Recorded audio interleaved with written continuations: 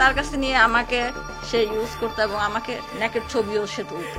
হঠাৎ করে একটি ভিডিও ভাইরাল আর উত্তাল নেট দুনিয়া। সম্প্রতি শরীয়তপুরের জেলা প্রশাসক আশরাফ উদ্দিনের বিরুদ্ধে উঠেছে এক ভয়াবহ অভিযোগ, যা শুধু নৈতিকতার অবক্ষয় নয়, প্রশাসনের আস্থাকেও প্রশ্নের মুখে দাঁড় করিয়েছে। 1 বছর আগে নিজের শালকের স্ত্রীর দিকে কুনজর দেন আশরাফ উদ্দিন। গৃহবধূর দাবি, প্রথমে প্রেমের প্রস্তাব, এরপর ঘুমের ওষুধ খাওয়ার নাটক করে তাকে মানসিকভাবে দুর্বল করার চেষ্টা করেন এই উচ্চপদস্থ কর্মকর্তা। গৃহবধূ প্রস্তাবে রাজি না হলে তাকে বিয়ের আশ্বাস দিয়ে ধাপে ধাপে ফাঁদে ফেলেন। নানা অজুহাতে মেলামেশা করতেন ডিসি আশরাফ, রাজি না হলেই করতেন নির্যাতন। অভিযোগে বলা হয়, ডিসি আশরাফ 12টি কোরআন শরীফ স্পর্শ করে বিয়ের প্রতিশ্রুতি দেন। তার সেই প্রতিশ্রুতিতে বিশ্বাস করে ওই নারী তার নিজের স্বামীকেও একটা সময় তালাক দিয়ে দেন। কিন্তু তালাকের পর আশরাফ উদ্দিনের আচরণ পাল্টে যায়। বিয়ে তো করলেনই না, উল্টো ব্যক্তিগত ছবি সামাজিক যোগাযোগ মাধ্যমে ছড়িয়ে দেওয়ার হুমকি দিতে শুরু করেন। ভুক্তভোগী নারী জানান, 2023 সালের 22 অক্টোবর আশরাফ উদ্দিন তাকে টাঙ্গাইলের এলেঙ্গা রিসোর্টে ডেকে নেন।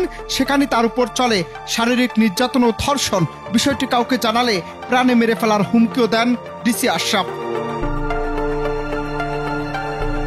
তবে এই অভিযোগ প্রকাশ্যে আসার পর পুরো শরীয়তপুরে তোলপাড় শুরু হয়েছে। সামাজিক যোগাযোগ মাধ্যমে উঠেছে তীব্র প্রতিবাদ। অনেকেই বলছেন, একজন ডিসি যদি এভাবে ক্ষমতার অপব্যবহার করেন তাহলে সাধারণ মানুষের আশ্রয় কোথায়? তবে নানা নাটকীয় দৃশ্য দেখা যায় যেখানে ডিসি আশরাফ ওই গৃহবধূকে পেতে কান্না করতে দেখা যায়। এমনকি তাদের যোগাযোগের সময় মহিমান্বিত সুরে সবসময় কথা বলতেন ডিসি আশরাফ।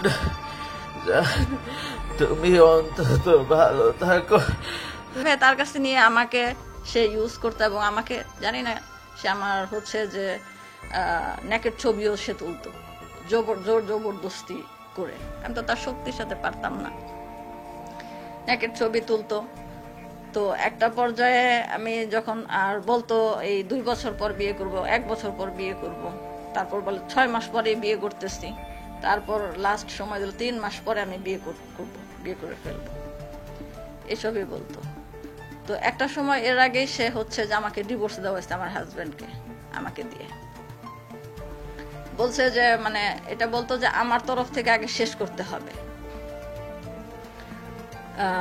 এই করে আমাকে এরকম করতো, ছবি টবি তুলতো সে। ছবি টবি তাদের কাছে ছিল, তার কাছে ছিল। তো এখন এক পর্যায়ে সে আমার হাজব্যান্ডকে ডিভোর্স দেওয়া হলো। আমার ওখানে তো মানে দিকে বেঁচেছিলাম আমি। আমার খুব ভয়ানক পরিস্থিতি করে ফেলতো। মানে পারিবারিক এবং সামাজিক পরিস্থিতিটা এতটাই ভয়ঙ্কর ছিল, আমার বেঁচে থাকা খুব কঠিন ছিল। এরপর একটা সময় তাকে যখন আমি টাঙ্গাইল আসলাম, সে আমাকে দিয়ে গেছিল টাঙ্গাইলে। উনি যখন ওই যে ছিল প্রতিবন্ধী ট্রাস্টের চেয়ারম্যান ছিল, তখন উনি আমাকে টাঙ্গাইলে দিয়ে গেছিল একদিন। যেদিন দিয়ে গেল তার একদিন পরে সে টাঙ্গাইলে আবার আসলো। আমি তাকে অনেক না করছি, আপনি আইসেন না। সে জোর জবরদস্তি আসবেই বলে। আমি ঘুমের ওষুধ খাইছি, আমি কোনো খাওয়া দাওয়া করি না 2 দিন যাবত, তুমি আমার সাথে টাঙ্গাইল চলে যাবা। তো বলতেছে আমার শারীরিক অবস্থা খুব খারাপ। পরে খাবার নিয়ে যে আমার নিজের হাতে তাকে আমি খাবারগুলা খাওয়াইলাম। খাওয়ানোর পরে তার সাথে আমি শারীরিক সম্পর্ক নিজের থেকে করলাম না, এবং বিয়ের কথা বলা হয়েছে, শারীরিক সম্পর্ক নিজের থেকে কেন করলাম না সেই জন্য সে আমাকে যে মার শুরু করলো।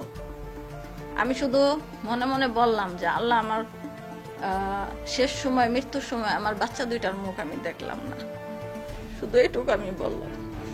জানা যায়, আশরাফ উদ্দিন 2024 সালের 3 নভেম্বর শরীয়তপুরের জেলা প্রশাসক হিসেবে যোগ দেন। তিনি 27তম বিশেষ ক্যাডারের কর্মকর্তা এবং এর আগে নিউরো ডেভেলপমেন্ট প্রতিবন্ধী ট্রাস্টের পরিচালক পদেও দায়িত্ব পালন করেছেন। তবে এমন একজন দায়িত্বশীল প্রশাসনিক কর্মকর্তার বিরুদ্ধে এমন গুরুতর অভিযোগ শুধু হতবাগী করেনি, বরং পুরো দেশের মানুষকে প্রশ্ন ছুড়ে দিয়েছে। ক্ষমতা, সম্পর্ক আর ধর্মের নামে আর কত নারীকে এভাবে ধ্বংস হতে হবে? প্রশ্ন হলো, এই ঘটনার সুষ্ঠু তদন্ত হবে তো, নাকি আবারও প্রভাবশালী পদে থাকার সুযোগে ঘটনা ধামাচাপা পড়ে যাবে? Ananta Hasan Masud, Bangla TV news desk.